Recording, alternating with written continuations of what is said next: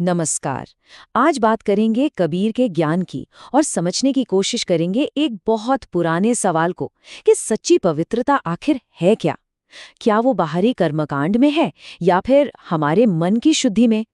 ये एक ऐसा सवाल है जो आज भी उतना ही जरूरी है। तो सवाल यही है, असली पवित्रता क्या है?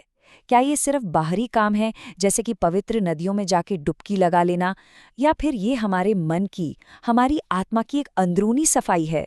और इस सवाल की तह तक जाने के लिए हम मदद लेंगे 15वीं सदी के महान कवि और संत कबीरदास की। उनकी कही बातें सदियों बाद आज भी एकदम सटीक बैठती हैं। तो चलिए शुरू करते हैं इस गहरे सवाल को समझना और देखते हैं कि कबीर हमें क्या सिखाते हैं। कबीर कहते हैं, नहाए धोए क्या हुआ, जो मन मैल न जाए, मीन सदा जल में रहे, धोए बास न जाए। जरा इन पंक्तियों की गहराई पर गौर कीजिए। कितना कुछ कह दिया है बस 2 लाइनों में। चलिए इसी दोहे को थोड़ा और खोलकर समझते हैं। ये हमें बाहरी शुद्धता के बारे में हमारी सोच पर सवाल उठाने के लिए मजबूर कर देता है। कबीर का संदेश बिल्कुल साफ है। अरे भाई, शरीर को धोने का क्या फायदा अगर मन ही मैला हो? असली सफाई तो अंदर से होनी चाहिए, है ना? और अपनी इस बात को इतने गहरे विचार को समझाने के लिए कबीर एक बहुत ही कमाल का और सटीक उदाहरण देते हैं। वो मिसाल देते हैं एक मछली की। सोचिए, मछली वो तो अपनी पूरी जिंदगी पानी में ही बिताती है, हर वक्त पानी से घिरी रहती है, लेकिन क्या उसकी अपनी जो गंध है वो चली जाती है? नहीं जाती।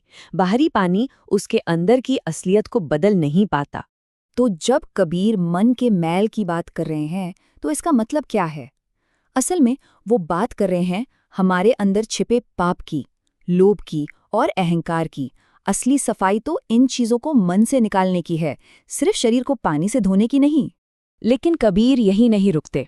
वो अपनी बात को और भी पुख्ता करने के लिए हमें एक और सबक सिखाते हैं, एक और दोहे के जरिए। इस दोहे में कबीर कहते हैं, मल मल धोए शरीर को, धोए न मन का मैल, नहाए गंगा गोमती, रहे बैल के बैल। यहाँ तो कबीर सीधे सीधे उन लोगों पर चोट कर रहे हैं जो बस दिखावे के कर्मकांड में फंसे रहते हैं। इसका मतलब भी बिल्कुल साफ है कि जो लोग अपने शरीर को तो खूब रगड़ रगड़ कर धोते हैं, पर मन का मैल वो वैसा का वैसा ही रहता है। वो भले ही गंगा और गोमती जैसी पवित्र नदियों में नहा आए, लेकिन अंदर से वो बैल के बैल ही रहते हैं, मतलब मूर्ख के मूर्ख। तो अब देखिए इन दोनों मिसालों को एक साथ, कितनी कमाल की बात है। एक तरफ मछली है जो साफ पानी में रहकर भी अपनी भीतरी गंध नहीं छोड़ती, और दूसरी तरफ बैल है जो पवित्र नदी में नहाकर भी अपना अज्ञान नहीं धो पाता। संदेश दोनों का एक ही है, असली बदलाव अंदर से आता है, बाहर से नहीं। तो फिर इन दोनों दोहों से जो सबसे बड़ी सीख हमें मिलती है, जो सार है, वो क्या है? वो है मन की पवित्रता। तो कबीर की सीख का निचोड़ क्या निकला? पहली बात, सच्ची पवित्रता बाहर नहीं अंदर होती है। दूसरी, सबसे जरूरी है मन को अहंकार और लालच जैसे मैल से साफ करना। और तीसरी बात कि अगर मन साफ नहीं है तो नहाने धोने जैसे बाहरी काम सब बेमतलब हैं। कबीर की ये बातें सदियों पुरानी जरूर हैं, लेकिन आज भी हमें आईना दिखाती हैं, है ना?